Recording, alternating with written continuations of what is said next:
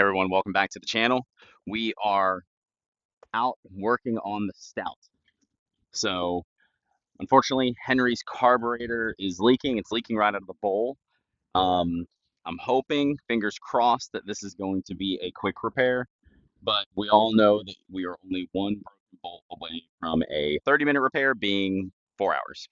So, um, let's get the hood popped and I'll show you guys what's going on.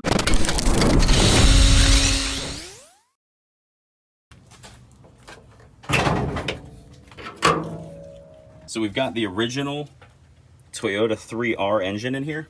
Little 4-cylinder, but this thing's got a lot of torque, a lot of low-end power. Specifically, again, we're looking at the carburetor because this is the bowl, it is leaking like a sieve. I had to re-tap and helicoil one of these, but I don't think it was this one. And this is the one, actually, I can't even get this one tight anymore. So let's get that bowl off and see, or we're gonna get this off so it's all out of the way and find out what we've got going on in there. So now that I've got this intake off, it's a little easier to show you guys. We've got 3 bolts that hold the viewing glass in over the bowl. And as I mentioned, I already helicoiled one of these two. Once I get it off, we'll be able to see, but this one right here, this won't get any tighter. So let's go ahead and get that off. So this is the one, as I said, you see it just keeps spinning. This is never gonna get tight. And it's not the screw that's stripped.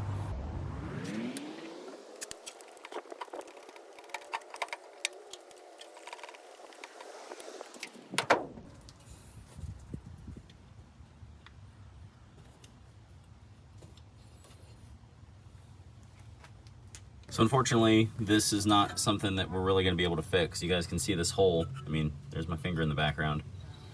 This entire thing is just stretching out from age and heat and everything else. Time to find another carburetor. Posted on the forums, got some ideas on a way that we might be able to save this bowl. But to do that a lot easier, we need to get this thing off so we can work on it on the bench.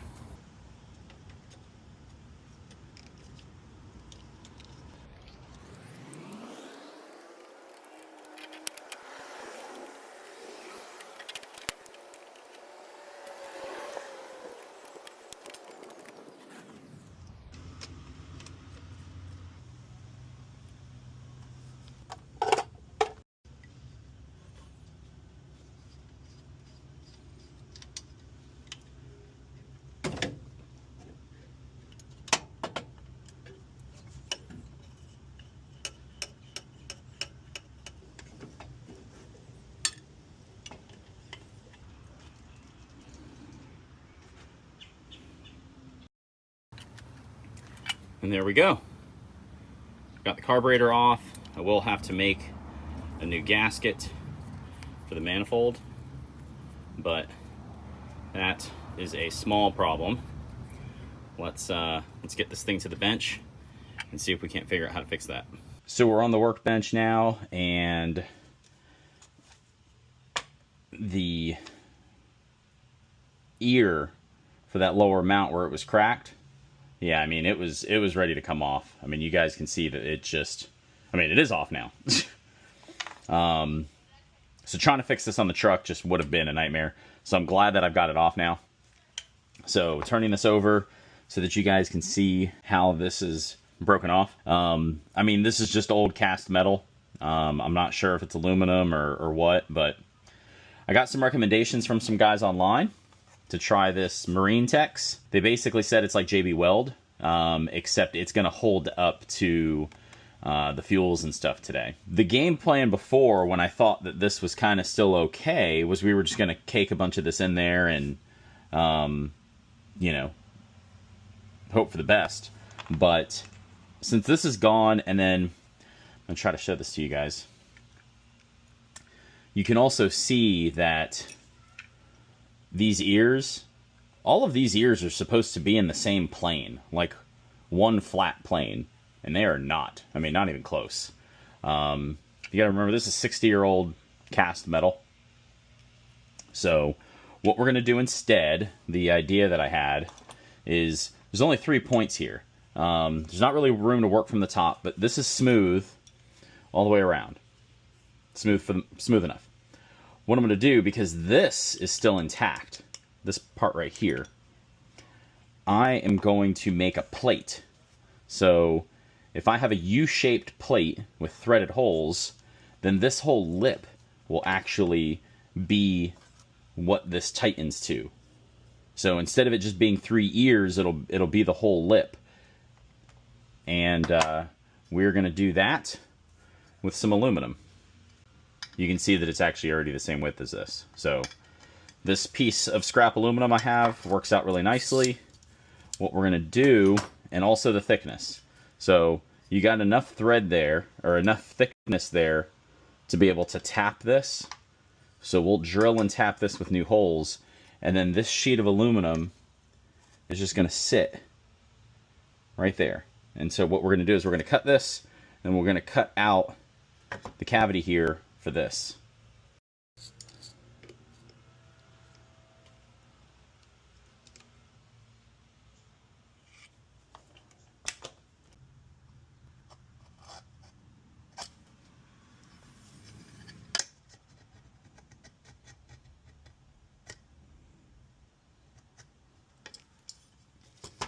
So that's going to be our side ears.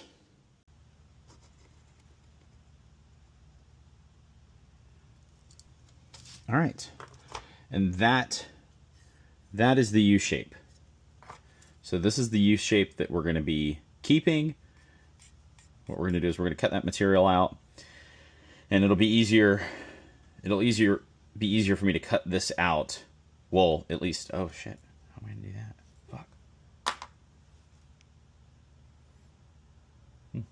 Well, I'm going to have to figure out how to cut this line out, because I don't really know the answer. We'll figure it out.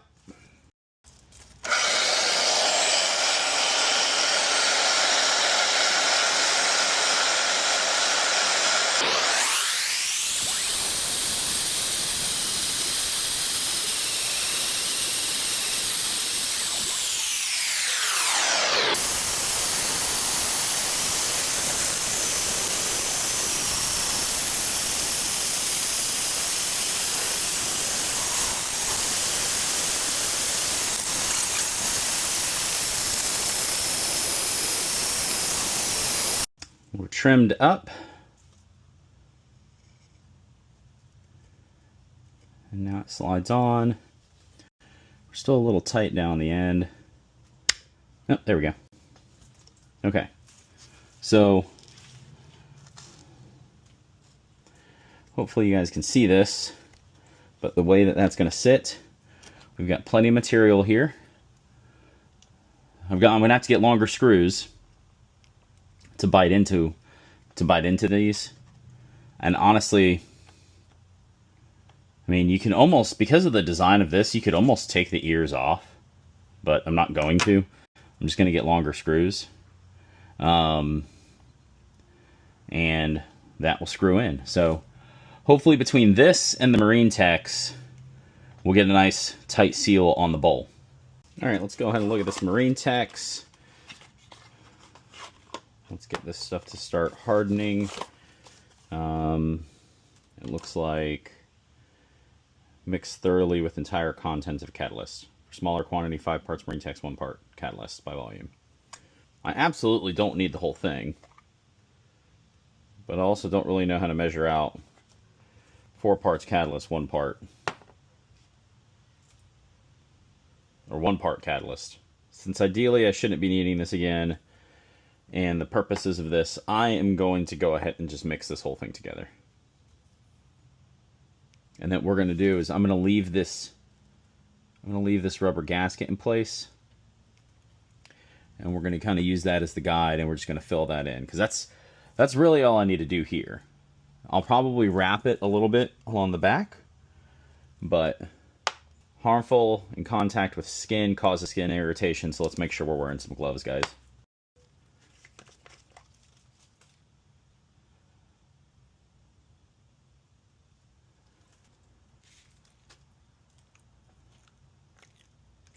Make sure you do this in an open space, because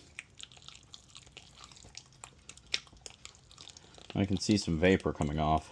I'm using this big stick because I figured it was the best way for me to really get this mixed up. They offer this in 2 different colors, gray and white. I opted for the gray for obvious reasons. And, all right, I think that's pretty well mixed up, guys. So, and we are really just using a tiny bit of this. So, I definitely did waste this, but hey. If this is the price of getting my carburetor working again, I am happy. And what I'm actually going to do, just in case, because I don't want to lose my rubber seal to this, I'm going to wedge. Okay. Let's see how this goes, guys.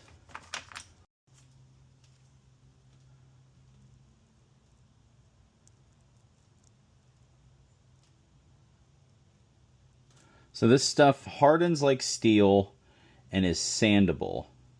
So I have a very bad feeling that putting it against this cardboard was probably not the best idea. But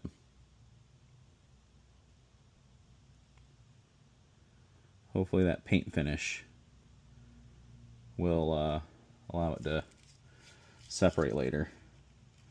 And we want to put this on kind of thick, because I got to build up the ear that I lost. And what we'll do is after this cures, we will reshape it.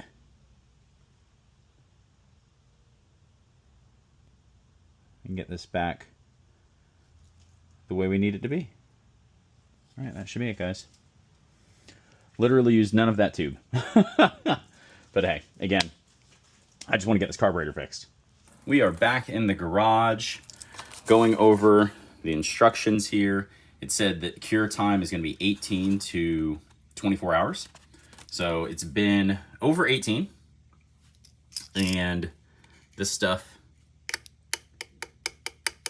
I mean, it is hard.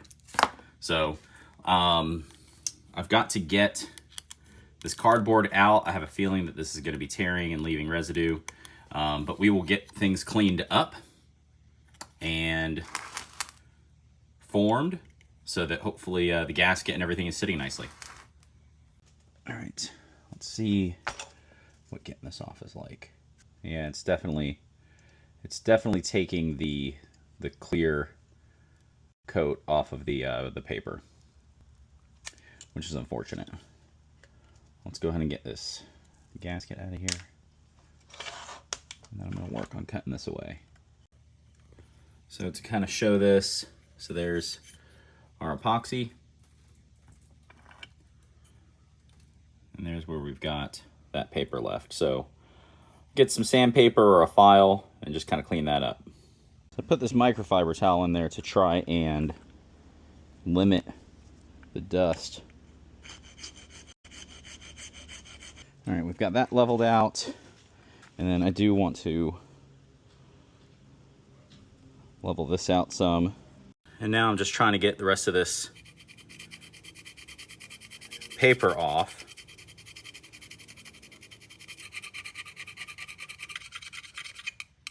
So now that we've got this all filed down and cleaned up, it is time to get this plate fitted. And, well, it's actually already fitted, but we've got to drill and tap some holes. All right, what we're gonna do is get these marked. We're gonna start with these two, and then once I've got those screwed in, we'll get that third one.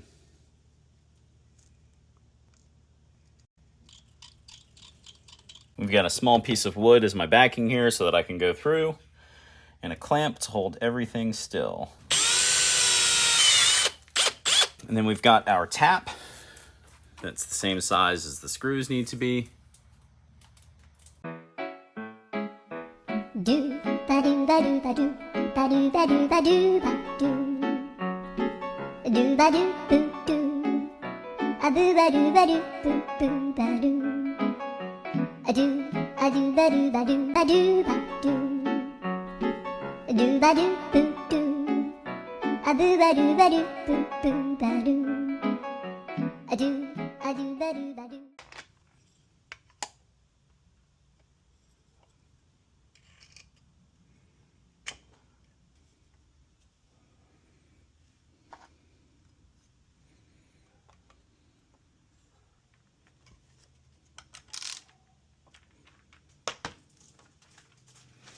Now that we've got these two on, we can mark this third hole.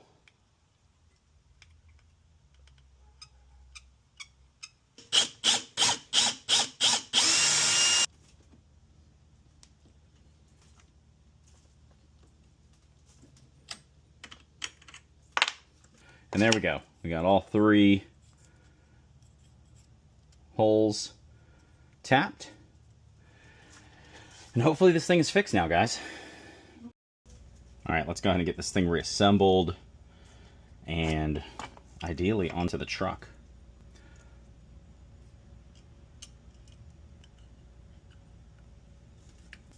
So this is a replacement sight glass that I made. The only problem I've had with it is that it does not like pressure points. And so don't know if it's just going to crack again on here or not. But let's go ahead and try it out.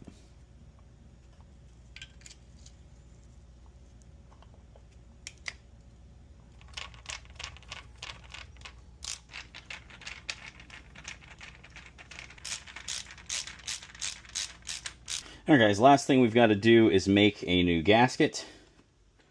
So, pretty simple with this one. Just got some cork here, and we're going to trace this out.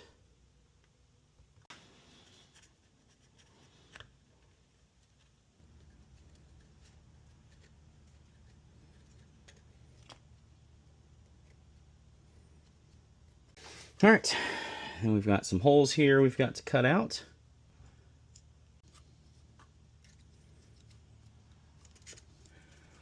Number 4, and then we've just got the actual barrels.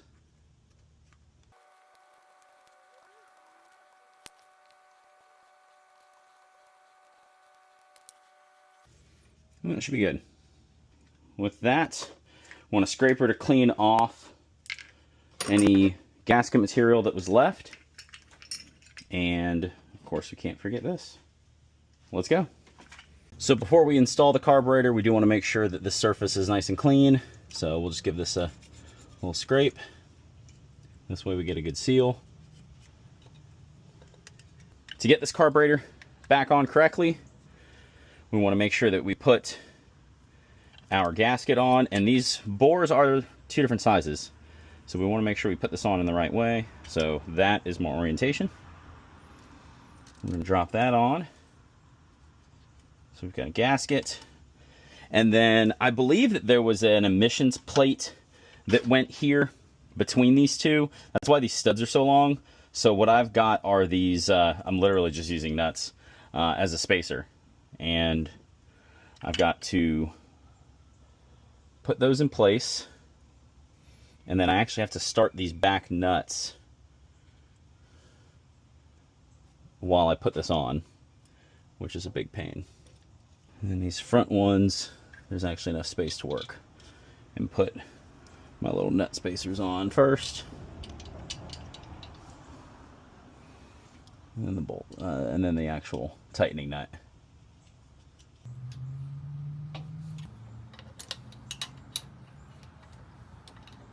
And there it is, guys. This carb is back mounted on the truck.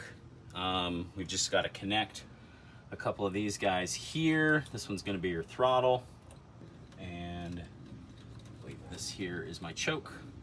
Let's put the intake tube back on.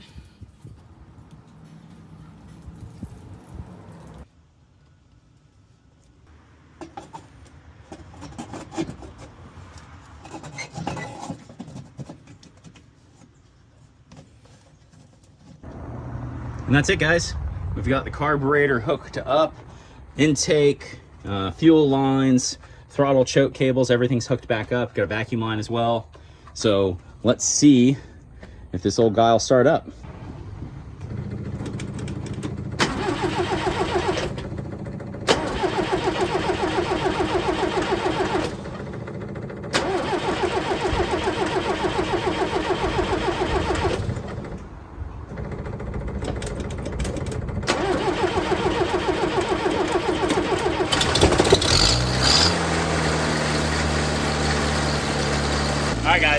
leaks. So looks like everything's holding up well. And yeah, let's take it for a little drive.